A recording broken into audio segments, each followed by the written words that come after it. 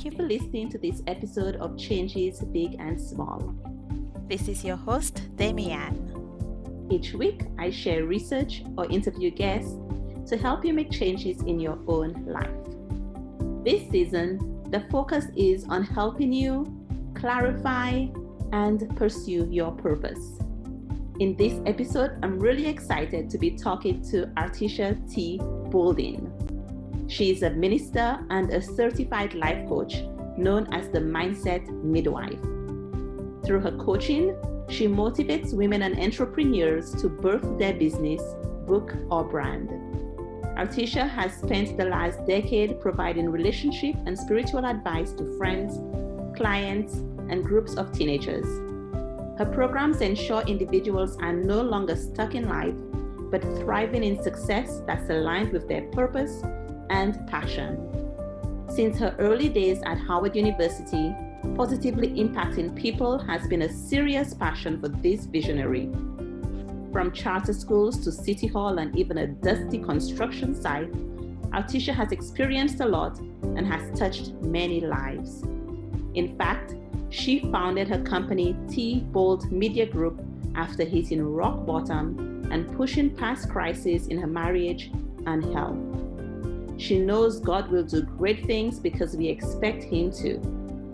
When this loving wife and fur mom is not saving the world and missing DC ever so terribly, you can find her kicking the truth and cracking jokes on Instagram. Her handle is Artisha Boldin.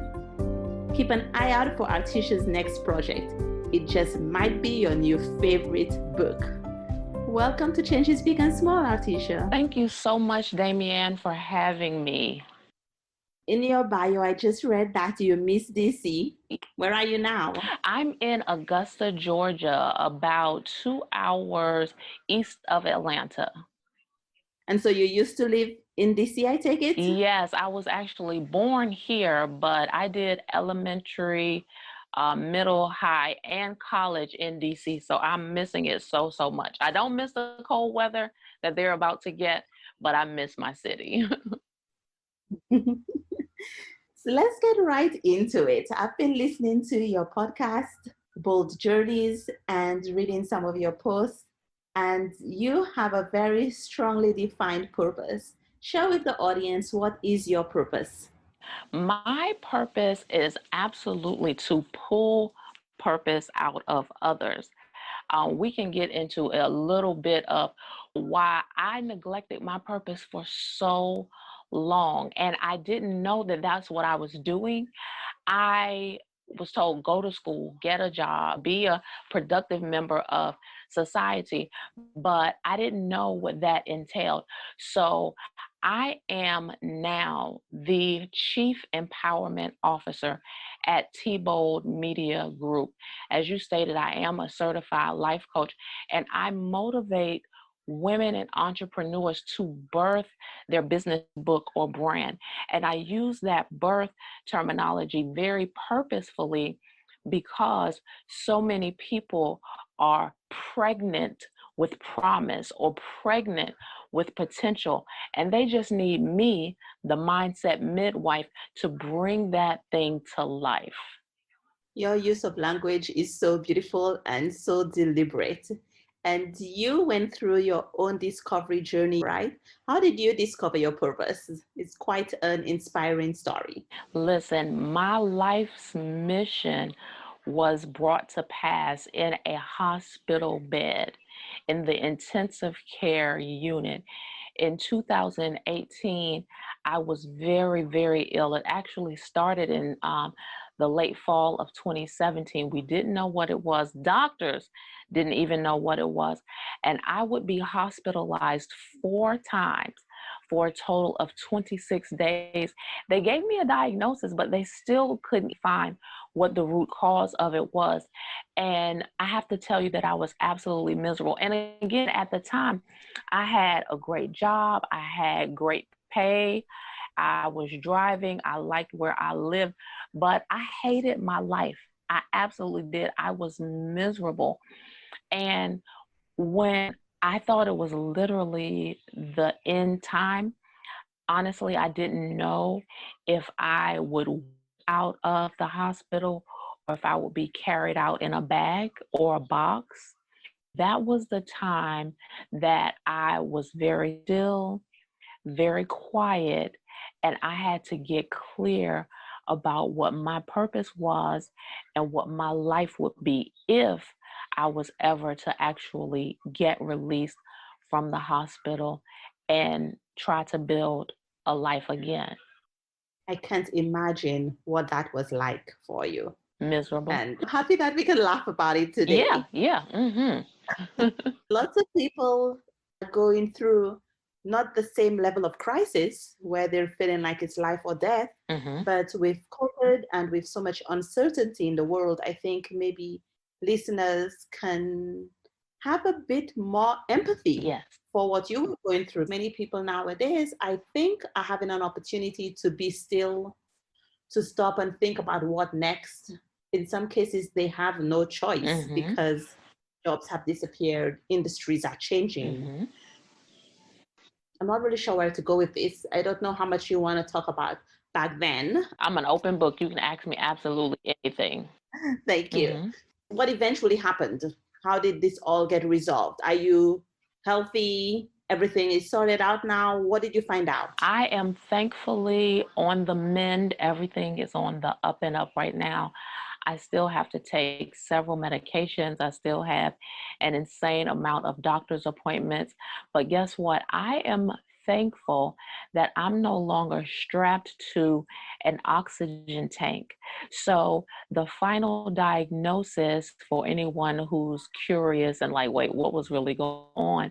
I went into, at 38 years old, with no medical history, went into congestive heart failure and respiratory failure at the same time.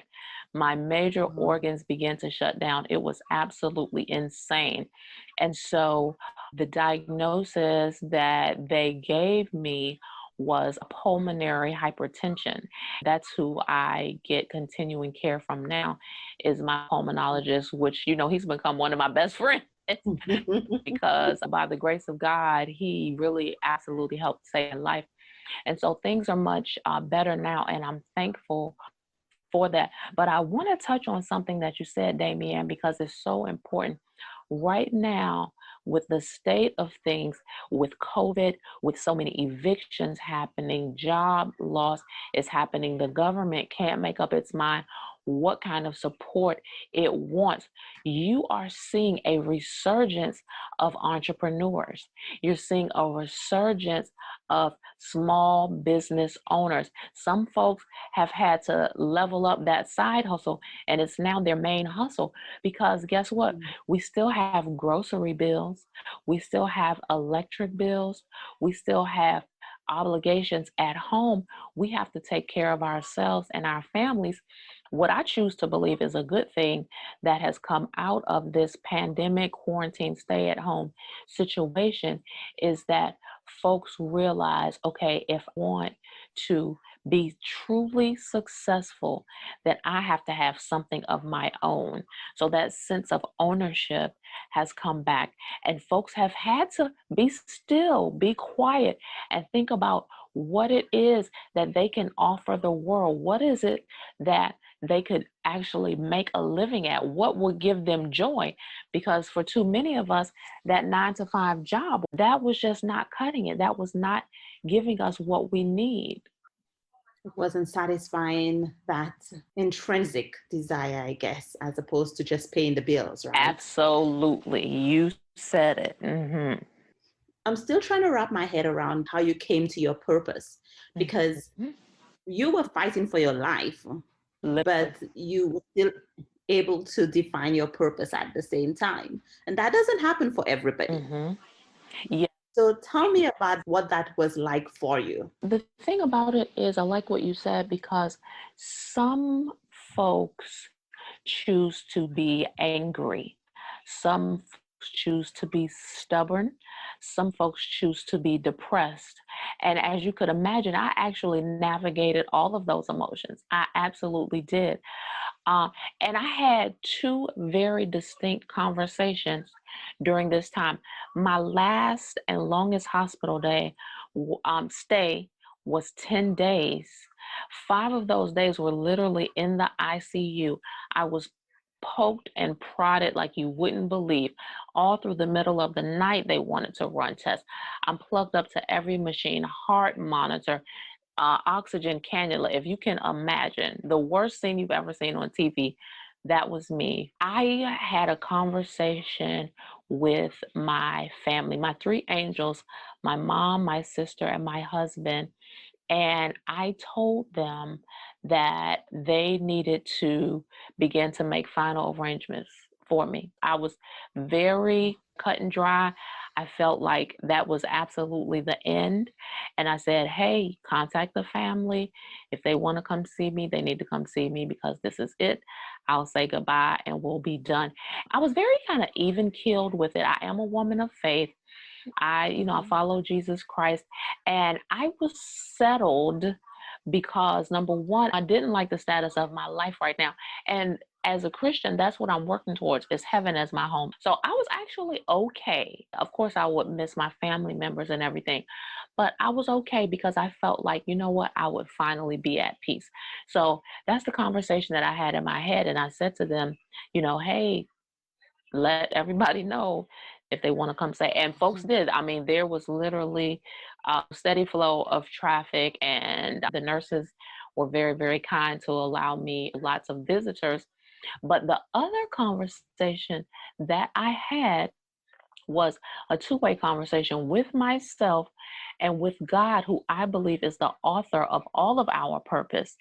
And I said to him, if this is not the end, if you will not receive me and take me home, if I'm going to stay on this earth, then I'm going to do things differently. And the longer I stayed in the hospital, and whenever I tell this story, I realized that it was right around day 4. All of my numbers started to change. Everyone that came around tried to be jovial anyway, but everything started to change for the better. And then it was about that time they were preparing to transfer me to a regular hospital room as opposed to this ICU, high risk, danger kind of place. That's when I said, okay, this is it. And so the conversation that I began to have with everyone changed from that moment on. I knew that it was my duty from that time on to spread a message of love and light.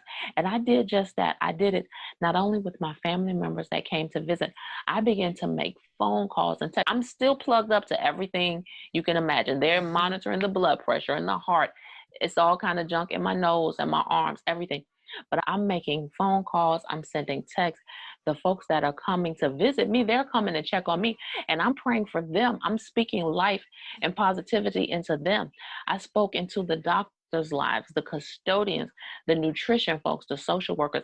I was determined that I would not look back and I would not go back to being the young lady that was rushed into that emergency room. And I have to tell you, it's been amazing since then. So once you made that decision, and of course you also had to take care of your health, how did you then go about building T-Bold? That is a great question. I'll have to say I was clear on my messaging and at least the initial steps of what I was to do, which was to use my words as power. So I had to use my words as power in my health situation, in my marriage, in my family, in every area of my life. I had to speak positively. I had to speak the change that I wanted to see, because I'm a firm believer that we have what we say. So we have to be very careful with what we speak. So there was something to that speaking thing. I was actually following a young lady who I really look up to by the name of Trishelle Williams. She's the founder of Wife Talk Inc., which is also a faith-based group. It's an organization that aids Christian women who are married or engaged. Their mission is to abolish divorce in the kingdom. Okay. And so I was following her online prior to, and the things that she was saying, I'll never forget. It was October 1st of 2018, and she was saying how it's harvest season, it's newness, it's changing, that this is the time to be bold and do something new. And so on October 1st, 2018, for the first time ever, I went live on Facebook. Now, mind you, I still have a nasal cannula. My skin is looking really crazy. Everything is just out. But you are committed. But what I did though, I rigged up so that I would have like hearts on the screen, but not my face. It was really crazy. Okay. And it was before they have all of the additional features they have now. Like none of that junk was around. So You had to I get had creative. to get very creative and position myself. I was in the bed, still very weak, in the bed with the iPad. And I went on for, it was between like 6 and 7 minutes.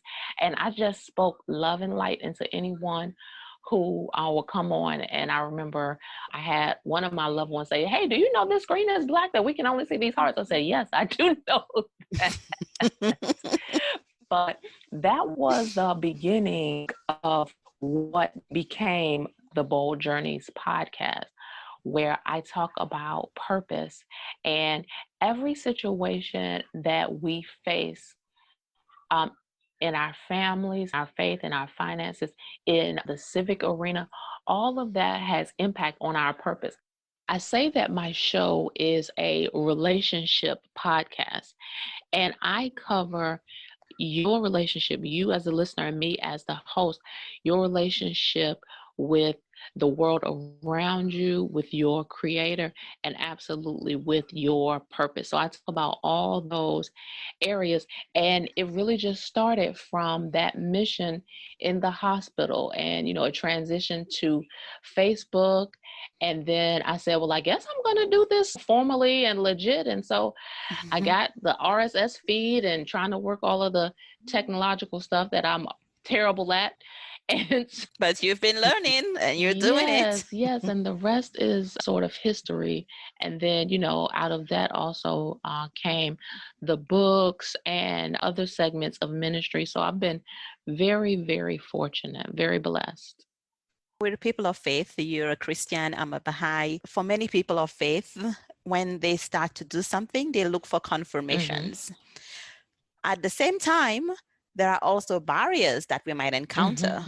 And so I'm curious, what challenges did you have to overcome once you decided to pursue your purpose? There was a lot, and I now have transitioned into coaching.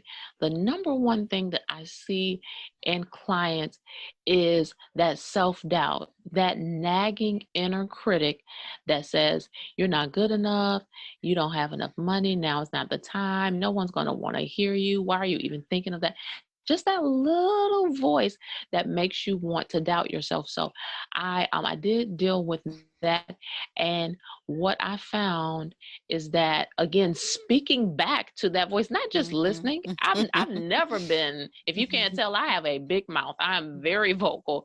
I've never been one to entertain too many one-sided conversations. So I'm not going to let some little dumb voice in my head talk me out of my mission. So I began to speak back, and I began to literally look in the mirror and tell myself, you have something that the world needs. You have a lot to offer, and you are on assignment. So I would do that, and that just gave me a real confidence, a real glow.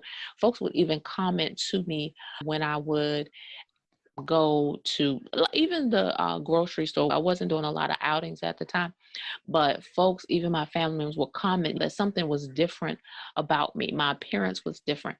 Things were different, even though I was still ill. So navigating health challenges, navigating self-doubt, and at the same time, Damian, I was also rebuilding my marriage. And again, I'm so thankful for my husband. God bless him. We were totally on the outs when I became ill. We were living separately, and I personally had planned to keep it that way. I had made up in my mind that I had done all that I can do. This wasn't going the way that I thought, and that we needed to part as friends. And if we couldn't part as friends, then that was fine too. You just knew that parting was in the books. Yeah, correct. At least that's what I thought. And when all of these things started to take place, my husband was at my side every step of the way, absolutely every step of the way, communicating with doctors, right there with my mom and my sister, just everything. I think we were both scared straight. We realized in those moments when we could lost each other ever, that that's not what we wanted, that we wanted to be together. And it was that time that brought us to a place where we were willing to do whatever it took. I think we had gotten kind of tired or lazy or both, but having to deal with a major medical crisis brought us to a place where we were willing to have those conversations again, willing to make those adjustments, and it's worked in our favor. Your work, since it's faith-based, does that mean that faith is at the core of it? And so you only work with people who are Christians, for example? Thank you so much for asking, because that is a common misconception. Because I believe and I know that my faith saved my life, it is at the cornerstone of everything that I do. If you look on my social media, you will see that. If you listen to my show, you will see that. If you visit my website, you will see that. But I am all inclusive. I am currently a spiritual mentor to several women. But if someone wants to talk about products and services, especially life coaching, empowerment coaching, and purpose discovery coaching, no, they do not have to be a Christian. And I will speak to them, because this is all founded upon mindset anyway. And your words have power, whether you know it or not, and whether you serve the God that I serve or not. If anyone would be wanting to work with me and they're not a Christian, or they don't practice any religion or spirituality, they're still welcome, because my love and light is for them as well. I'm not selfish with it. And I want them to experience the joy and fulfillment in life that I do as well. It would just start, as with my other clients, it starts with the mindset, and that's what we'll center on: mindset and having a fulfilling life. How do you help people find their purpose? What does it look like for somebody to work with you?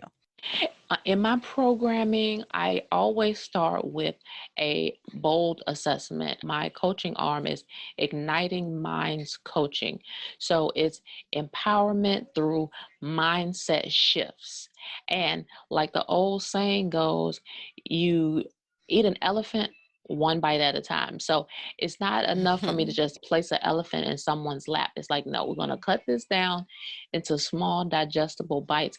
And so I start with a bold assessment, and I have two of them that I do within the first 30 days. One is centered on typology, and it's in the vein of like a Myers-Briggs sort of a construct.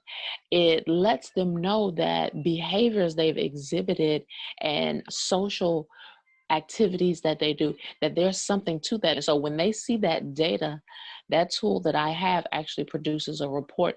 When they see that, it's usually very, very mind-blowing for them, because it's right there in black and white. And then the second assessment that I do is a personal needs assessment. And that actually tracks their need for social acceptance versus their need for achievement. And I'll tell you this, I did that personal needs assessment with one of my new clients last week. And when I gave her the data, again, the tool actually gives it a score and lets you know if you're high, medium, or low on both of these specific criterion. I told her, without sharing too much, I told her that she had scored the lowest in social acceptance that I've ever seen. And I did the test on myself first. So she and I were kind of close. And it was just amazing to her to know that she really didn't give a lot of care, a lot of time and attention to what other people thought. She was like, okay, wait a minute, you have to translate something for me. What does that mean? Is this good? Is this bad? Yes. And I was just telling her, no, that is great, because when you are trying to navigate a big life change, which she is, that's what we're working on, then that lets you know that you're not going to have a blockage from, let's say, a coworker or even a family. You're not going to be very easily talked out of getting your goals accomplished. So I told her that was amazing. And what I love about what I do is there's no right or wrong answer. It's just what you feel at the time and what your goal is for the future and how do we get you there. There's no right or wrong answers. It's just guided along the path. So it's absolutely all about mindset and having realistic, measurable goals. That makes sense. I was interviewing somebody 2 episodes ago, and we had a similar conversation about how the people in our lives sometimes can actually hold us back if we care a lot about their opinions and what they think about us, because they're looking out for us usually. They don't want us to get hurt, but that can actually hold our progress back at times. That is true, because people can have the best intentions in the world and they can guide us right along the wrong track. For instance, for me, my family has said for several years, trying to encourage me to have children. Well, I have 15 nieces and nephews. I don't need any birth children. We have enough children running around here, you know? And it's about just being clear and confident and willing to stand in what you believe is for you, because we truly are the architects of our own life. We can build our own reality, and we don't need other people picking up the hammer and coming and trying to put up boards and nails for us. We are fully in control. There's a lot of noise and there are a lot of voices that we have to filter out. Society, culture, community, many different layers. Do you often find that people are surprised by their assessment? Do they find it reaffirming, or do they find it surprising when they look at the results of their assessments? It runs the gambit. A lot of people are surprised. The report that is generated that I give clients that undergo these assessments is fairly lengthy. I usually take the assessment in one session and give them the results within a couple of days. And then by the next session, which is usually in a week or so, then we spend the whole next session talking about the results. And so one client in our follow-up session, I could tell she had not read the whole thing. And so as the weeks went on, we were discussing some things, and she was like, okay, wait a minute, can we please revisit this assessment? Because I finally read the whole thing. And I was just like, I ain't call you out, but I knew you didn't read. I knew you didn't. So they are often surprised at the depth, because again, the report that I give out, it talks about communication skills. It talks about strengths or weaknesses in working in teams. It's really, really inclusive. And so it's really, really a good tool. And a lot of times there are surprises there as well as affirmations. I've had clients who, with the working teams part or even careers, their typology would work well with, and it was a career that they were currently in, then they were very pleased with that. It's just like, okay, I'm not too off base here. What surprises you about coaching? What have you found out, or what have you discovered in this coaching journey that you did not expect?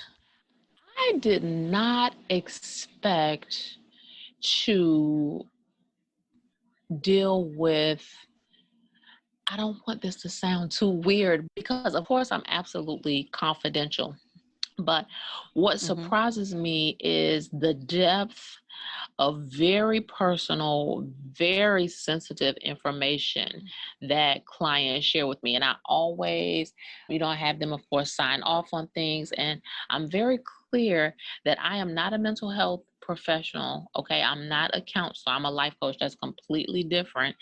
But the things that are shared with me, and I tell them, you share as much as you like, and they often share more. So that's been a big surprise for me. And they really want some guidance there. They really need me to pull the answers out of them. That's the thing with coaching, is you already have the answers. You just need a guide to help pull them out. I'm happy you said that, because coaching and psychotherapy, they're a bit different. Have you ever found that you have to recommend therapy to somebody? Yes, absolutely. And I'm very clear about what my lane is and is not. And I tell them, say, that is above or beyond my pay grade. And so let's look into getting you some other resources. And I haven't had any resistance there, which has been great. Mm. Yeah, that's good, because I imagine that's a great responsibility as well, to get people the help that they need, because with the focus on people achieving their purpose, if there are barriers to that have to do with mental health, then certainly it's necessary for people to find help. You emphasize the importance of pushing past pain and fear and tapping into personal power and passion. Mm-hmm. Why is that so important? There are going to be some things that we're afraid to do, and we'll be surprised at our own achievements, at our own strength, if we simply push past the fear into reality. Fear is fake. It's absolutely not real. But when we dive into what the truth is, the truth of our purpose, the truth of our giftings, our talents, and the fact that it is feasible, it is doable to offer those, to provide those. And let me say also, it may not be for income. If you are, for instance, a writer or even a singer, you may write and make books, pamphlets, information, what have you, for a youth group, a church group. You might do that on a voluntary basis. A musician might do performances for the same, a youth group, a church group, on a voluntary basis. And it will still bring about that fulfillment and that joy in life. So we just have to push past that self-doubt and that fear, which is absolutely fake. Be brave in those little moments, just step by step to achieving that purpose, that expected end. So to that end, what regular activities do you do yourself, or do you recommend people do on their journey to overcome fear or to live their purpose? Number one is recognizing that your words have power and being very cognizant of your words that you speak out loud, as well as your thoughts that you meditate on, those lingering thoughts. So it's hard for people to be conscious of it, but practicing mindfulness is very important. So the things that we're texting, the conversations that we have with our girlfriends and our coworkers, the things that we say when we're upset, your mind and your body hears those things. You're always feeding yourself data. So why not feed it the good stuff, the healthy stuff? Because your word literally impacts what you see and what you can become. So that's number one. So I practice speaking affirmations every day throughout the day. When I was more ill, I was very intent on doing it in the mirror and speaking it directly into myself. Now I've probably gotten a little lazy. I speak them out loud, but I'm not necessarily standing. I'm not necessarily in front of a mirror. And the other thing is journaling. I do it old school with pen and paper, but writing out those thoughts. If you have anxieties and things that you are dealing with, blockages, challenges, writing them out. It's something about putting it down in black and white. Even someone who's using a device, it's something about putting it down that makes it real. And then that way you can tackle it. So being mindful of what's coming in our ear gate and our eye gate. So speaking those things and then writing those things, journaling them out, and then moving forward in a way to meet those challenges. I think some people are afraid that if they write it down, if they speak it out, it becomes more real. And I think what I'm hearing you say is it's already real. Yeah. You're letting it nag you anyway. So by writing it down, you're also giving it less power when you do that than having it on a constant stream running through your head. Absolutely. Very well said. That is exactly right. Because, like I was saying, that is the point. You want it to be real. You didn't pick your parents, okay? You didn't pick what happened to you in your childhood. You didn't have any control over what happened at that dead end job or that dead end past relationship. You felt like you invested time and emotion and you can't believe this is your life. That's okay. The good news is it's a brand new day and you're in control of the decisions that you make today, and moving forward, you can make a difference.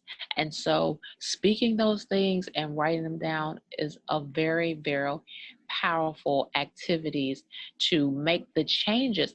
Otherwise, we're just going to have more of the same, right? And I think a lot of people nowadays, because they hear often about meditation, people might confuse meditation and mindfulness. And so with meditation, I think it's more about doing things with intention, doing things deliberately. It's a very silly example, but sometimes you might be eating and all of a sudden you're like, did I already finish my meal? What happened to that rest of that sandwich that I was eating? Good. That is the perfect example of what we don't want That's to do. right. That is the opposite of being mindful. Right. To savor, to experience, to be with the experience. Yes. Yes. Mindfulness is absolutely all about intentionality, and that was perfect. That was a perfect example, and I'm laughing because that happened to me a couple of weeks ago. And I looked at the plate and I even laughed and said to my husband, I said, did you eat the rest of my food? He said, no. You did.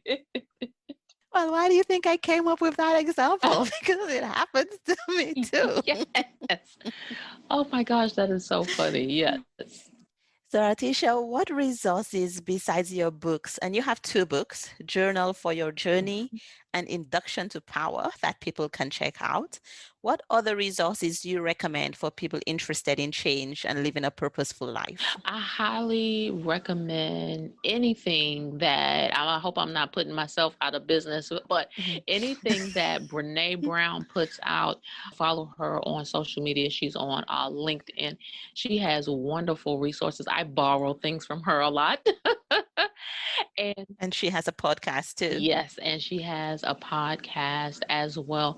You don't want any part of the process of mindfulness or starting out on that purpose discovery journey. You don't want it to be a dredge. You don't want to be dragging like, oh God, it's just one other thing. I hate this. Yeah, that sounds so uninspiring. And Exactly. It's supposed to be motivational, inspirational. It's supposed to be the thing that fires you up, not puts you down. Right.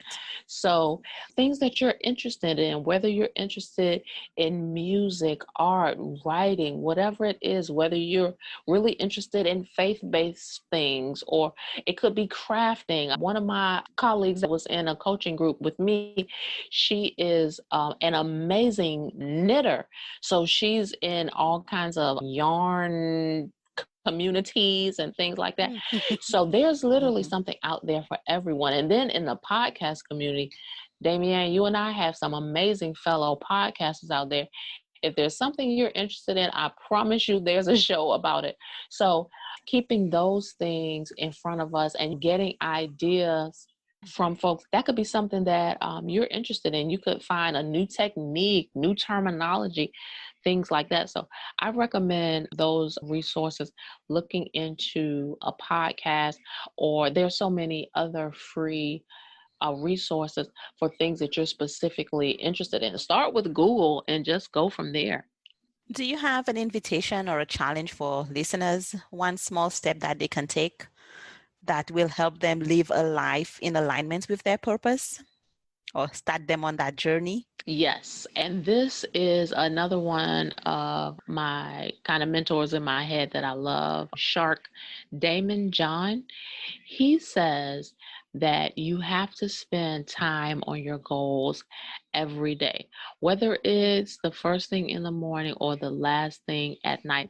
So you have to spend, I would say, minimum 15 minutes. I think he recommends more, but keeping your goals before you, that's one thing that you can do. You could be a 50-year-old out of shape and you always had the dream to be in the NBA. Okay, now we know that's not necessarily realistic, but give an honest thought of, okay, if that were in my grasp, what do I need to do to get there? And you can start off by writing 5 small steps. So it's like, okay, maybe I'm going to lay off the cheeseburgers. Maybe I'm going to actually join the gym. Maybe I'm going to go purchase a basketball. It could be that small, but spend some time every day really being mindful and intentional about your goals, preferably writing it down. Yeah, I think that's such important advice because sometimes we put things off until we have more time, until we feel more inspired, until we can find 1,000 different reasons to put things off. But we see that consistent practice over time yields results. Yeah. And I'll give an example from myself. I've been living in Czech Republic for 7 years. And I started learning a little bit of Czech my first year, but I thought, oh, I'm only going to stay here for 2 years. And I didn't really bother learning the language. And then I don't know how, but all of a sudden it was 5 years. You know how time creeps up on you. And then I was like, okay, Davian, this is not 2 years anymore. You're still in the Czech Republic. We've got to do something about this. And so I started taking classes. And part of the barrier is that people told me how difficult Czech is, how difficult it is to learn the numbers, how everything is difficult. And yes, I find it extremely difficult. Languages do not come naturally to me. It takes a lot of work. Sometimes I feel like I've made 2 steps forward and 3 steps backward. But guess what? Learning numbers was not that hard. Out of all of the things that I've learned and forgotten, I still know my numbers. Right. And so I have to remind myself that if I do a 5-minute lesson as a bare minimum, there are a few words that I learn every day that I did not know the day before. Yes. And every progress is good progress. That's right. Because it's progress. Yes. So I really appreciate that advice to make a list and work on an action towards that goal every day. Thank you for that. Yes. So now you're in a situation where you have a captive audience, if you can imagine that with me. What would you recommend that they read, watch, or listen to, and why? And this could be anything on any topic. Oh man, that's a great question. Well, of course, I'm going to recommend that they read my books, especially if it's not necessarily someone who is a faith person. Induction to Power is a personal development book. And if you have ever thought about seeking guidance from a coach, or if you've ever worked with a coach before, it's really just a great book to help you think about navigating big life changes and doing something new in your life. But outside of that, I'm a big Stephen King fan. One of my favorite books of all time is Misery. And I always tell folks that the movie didn't do it justice. So that's like on my recommended reading list. It was just a fabulous book that just pulled you in, and it plays like a movie in your head. You really just get into it. He's a great writer. I'm going to ask the newbie question here. Is it scary? It's more thriller than horror. You're kind of like, oh, what's going to happen next? What's going to happen next? So you're not going to be afraid to go to sleep at night, but you're going to be kind of shocked, like, oh my gosh. Okay, good to know. I have to confess, I haven't read any Stephen King. I've had a few recommended to me, but I have that idea that Stephen King writes scary books and I haven't delved in. But I'll take that recommendation. It's like just enough. You won't be too freaked out, I promise. So you are a podcaster with lots of resources online. I encourage people to check out your podcast, to visit your website. All the links will be in the show notes, as well as all of the links to your social media accounts. What's your favorite social media platform for connecting with listeners? If people only follow you in one place, where should they go? If people only follow, that's a hard question, Damian, because I get the most engagement and I spend the most time on Facebook. Folks that really want to engage with me and, want to know what it's like as far as with the coaching and other things that I personally have going on, it's definitely Facebook. However, I call them pod fam, hashtag pod fam. All of our podcast folks are on Twitter, and that's where I've linked with an amazing group of people, and we recommend each other's shows on a regular basis. But like I said, I spend more time and more engagement on Facebook. Any last ideas or thoughts that you would like to share before we end our conversation today? As a final thought, I'll just say that in addition to pushing past fear and tapping into personal power and passion, don't let anyone at any time guilt you into doing something that you don't want to do, or guilt or shame you into not doing something that you feel passionate about. Remember, you hold the pen, you write your own story. Wonderful. Thank you so much for chatting with me today, Artisha. It's been a pleasure. Thank you for joining me for this episode of Changes Big and Small. I appreciate you tuning in each week. Wherever you're listening, it would be great if you would leave some feedback or a review. That helps other people find the podcast. If you know someone, a friend, or a family member who you think would enjoy listening to this episode, please share it with them. As always, remember, change begins with one small step. Have a great week.